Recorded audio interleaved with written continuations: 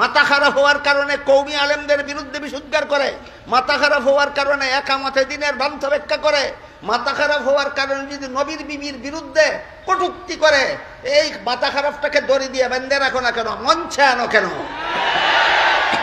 এক বক্তা মিডিয়াতে শুনেছি বলেছে, কওমি আলেমদেরকে কটাক্ষ করে বলেছে এদের জ্ঞান নাকি চৌদেওয়ালে সীমাবদ্ধ।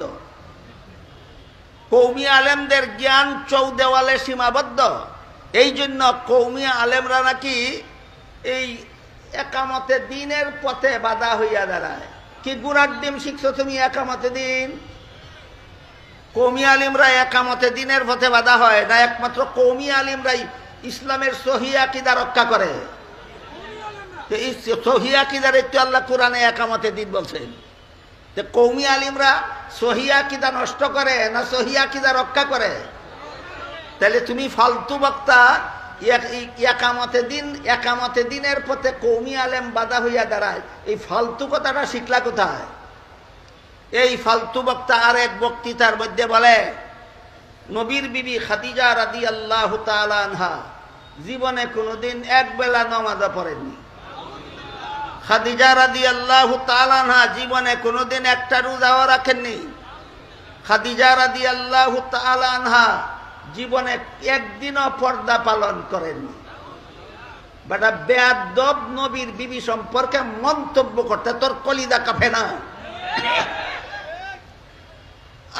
এই ফালতু বক্তা অনেক দিন আগে আর এক বক্তৃতায় বলেছিল, নামাজ পড়লে জান্নাতে যাওয়া যাবে এমন কথা কোরআনের কোনো আয়াতে নাই।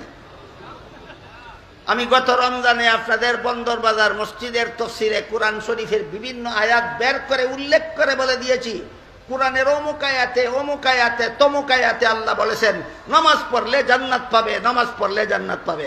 বেটা তুই কোরআন শিখছস কার কাছে? এই সমস্ত ফালতু কথা ইসলামের নামে একামতে দিনের নামে বলতে বলতে বলতে বলতে লাগাম ছাড়া হয়ে গেছে, তার শিরা হয়ে গেছে, দড়ি শিরার অবস্থা ধারণ করেছে।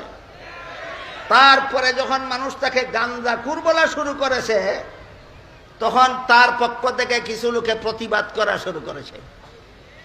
যারা প্রতিবাদ করেছে এদের প্রতিবাদের পর্যালোচনায় আমি যেতে চাই না।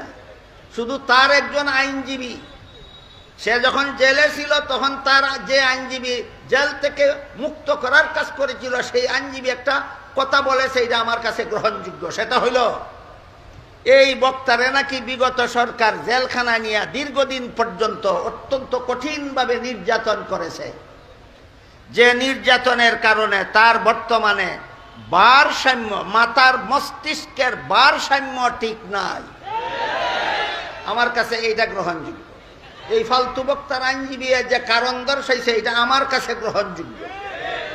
মাথা খারাপ না হইলে নামাজ পড়ে জান্নাতে যাওয়া যাবে কোরআনের কোনো আয়াতে নাই, এমন ফালতু কথা বলতে পারে না। মাথা খারাপ না হইলে নবীর বিবি জীবনে কোনদিন নামাজ পড়েননি বলতে পারে না। মাথা খারাপ না হইলে নবীর বিবি কোনো একদিন একটা রোজাও রাখেননি বলতে পারে না। অথচ আপনাদের জানা থাকার কথা, 5 বেলার নামাজ ফরজ হওয়ার আগে সাহাবায়ে কেরাম এক বেলা নামাজ পড়তেন, সেটা হইল ফজরের নামাজ। তাহলে বিবি খাদিজা ফজরের নামাজ পড়েননি? তাহলে এক বেলা নামাজও পড়েন নাই। বেটা ফালতু তুই শিখলে কোত্থেকে? আমি তোরে দোষী না, তোর আইনজীবী কইছে তোর মাথা খারাপ। এরপরে রমজান মাসের রোজা ফরজ হওয়ার আগে আশুরার রোজা ওয়াজিব ছিল, এটা আপনাদের জানা থাকা দরকার। রমজানের রোজা ফরজ হওয়ার আগে আশুরার রোজা ওয়াজিব ছিল। রাসূল নিজেও রাখতেন, তার সমস্ত সাহাবাগণকে রাখতে বলতেন। তাহলে বিবি খাদিজা আশুরার রোজা রাখছেন না? এই বেটা মাথা খারাপ, বিবি খাদিজা জীবনে একটা রোজাও রাখছেন না, ফালতু কথাটা শিখছস কার কাছে? এই জন্য আমরা এই সমস্ত সমালোচনায় যাব না কেন? তার আইনজীবী কইছে তার মাথা খারাপ। আইনজীবী কি কইছে? মাথা খারাপ। তাহলে আমি আইনজীবীকে অনুরোধ করে বলবো, মেহরবানি করে তোমার এই গুড়ার ডিম একামতে দিনওয়ালা এই ফালতু বক্তায় কইছে কওমি আলেমরা নাকি চৌদেওয়ালের সীমাবদ্ধ এলেম রাখে, এই জন্য কওমি আলেমরা নাকি একামতে দিনের পথে বাধার সৃষ্টি করে। শিখ বেটা আগে গুড়ার ডিম কি শিখছস? একামতে দিন কারে কয়? আর কওমি এলিমের ফরিদি কতদূর সেটা আমি বলতে চাই না, তোমার এলিমের ফরিদি কতদূর। তুমি যে বলো কোরআনে আল্লাহ বারবার বারবার বারবার বিভিন্ন আয়াতে বলেছেন নামাজ পড়লে জান্নাতে যাবে, নামাজ পড়লে জান্নাতে যাবে। তুই বেটা একটা আয়াত কোরআনে খুঁজে পাস না, তুই চার দেওয়ালের বাইরে গিয়ে তোর এলিমের ফরিদি বাড়লো কত? কাজেই আমরা এই সব কথা বাদ দিয়া শুধু তার আইনজীবীর কথাটা আমি গ্রহণ করি। বলতেই পারে তার মাথা খারাপ, বলতেই পারে তার মাথা খারাপকে এখানে মঞ্চে মাইকের সামনে কেউ ধরবে? তো মাথা খারাপ হইলে এই ফালতুটারে মাইকের সামনে নেও কেন?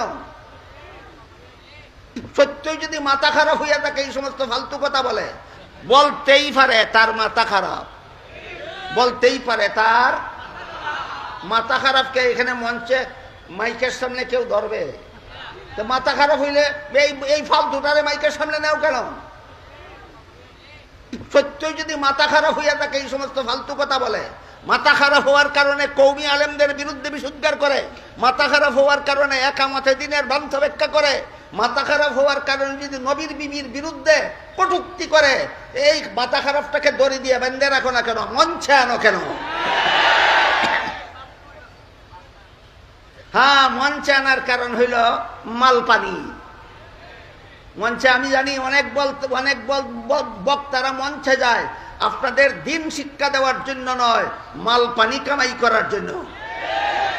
মাল পানি কামাই করার তাল তো ঠিক আছে, নবীর বিবির বেলায় মাথা খারাপ, নামাজ রোজার বেলায় মাথা খারাপ, কওমি আলেমদের বেলায় মাথা খারাপ, একামতে দ্বীনের অপব্যাখ্যার বেলায় মাথা খারাপ, মাল পানি কামানির সময় তো মাথা খারাপ না।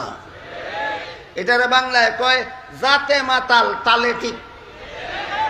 জাতে মাতাল তালে ঠিকের একটা গল্প আছে, আপনাদেরকে বলি। এক কৃষকের বাড়িতে একটা কলা গাছে কলার সরি বলেন আপনারা,